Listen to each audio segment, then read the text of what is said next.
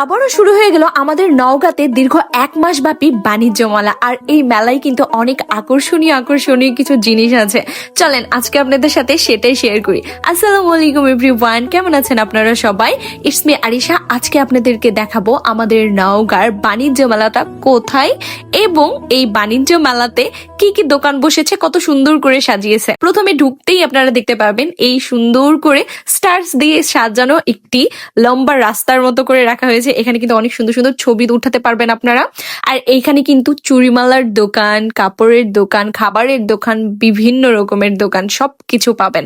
মানে কেনাকাটা, খাওয়া দাওয়া সবকিছু একই জায়গায়। তবে আমার কাছে কোনটা সবচাইতে ভালো লেগেছে জানেন? এইখানে কিন্তু মাত্র 10 টাকায় একটি স্টল আছে, যেখানে প্রত্যেকটা আইটেম আপনারা 10 টাকায় পেয়ে যাবেন।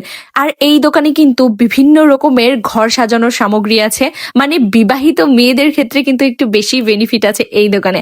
আপনারা অনেক অল্প প্রাইসের মধ্যে সংসারের অনেকগুলা জিনিস পেয়ে যাবেন।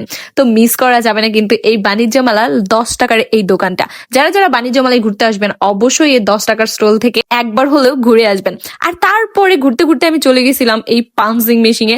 আমার যদিও ভয় করতেছিল প্রথমের দিকে যে আসলে হয়তো হাতে লাগবে, তবে রিস্ক নিয়ে একটা ঘুষি মেরেই দেই। আর আমার ঘুষির ওজন ছিল কত জানেন? 419। আমি তো জাস্ট অবাক হচ্ছিলাম আর হাসতেছিলাম যে আর এক হলে 420 হয়ে যায়। তো বিষয়টা একটু বেশি মজা ছিল। আর মেলাতে আসলে আমি কেমন জানি একটু বাচ্চা হয়ে যাই। এই বাবলস গুলা দেখলে আমি সেগুলা নিয়ে একটু বেশি খেলাধুলা করি, আমার খুবই ভালো লাগে। আর এই সেই 10 টাকা দামের স্টল, যেখানে আপনারা মাত্র 10 টাকায় ঘর সাজানোর অনেক জিনিসপত্র পেয়ে যাবেন। তো আপুরা মিস করা যাবে না কিন্তু এই স্টলটা। এরপর আমরা চলে যাই মাটির স্টলে। এইখানে কিন্তু অনেক সুন্দর সুন্দর মৃৎশিল্পের আপনারা জিনিস পেয়ে যাবেন। এইখানে গেলে বোঝা যায় যে আসলে আমাদের ছোটবেলার স্মৃতিগুলা এখনো উজ্জ্বল রঙিন আছে। এই ছোট ছোট এই খেলনাগুলা দেখলে আমার ছোটবেলার কথা খুবই মনে পড়ে যায়। আমার মনে আছে একবার আমার বাবা 2 কাঁধে করে একদম 2 ঝুড়ি ভর্তি আমার জন্য খেলনা নিয়ে চলে আসছিল। সবকিছু মাটির খেলনা ছিল, এই রথের মেলা থেকে নিয়ে আসছিল আমার বাবা।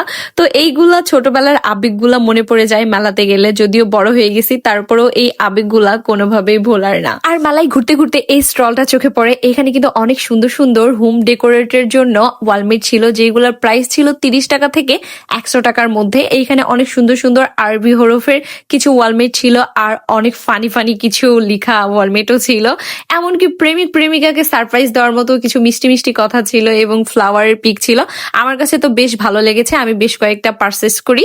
আর পুরা মেলা ঘোরা শেষে চলে যাই ধোয়া খাইতে। হ্যাঁ, আমার কিন্তু এই জিনিসটা খুব ভালো লাগে। মেলায় ঘুরতে গেলে এই একটা জিনিস যেটা আমি একদমই মিস করি না, আমার কাছে খুবই ভালো লাগে।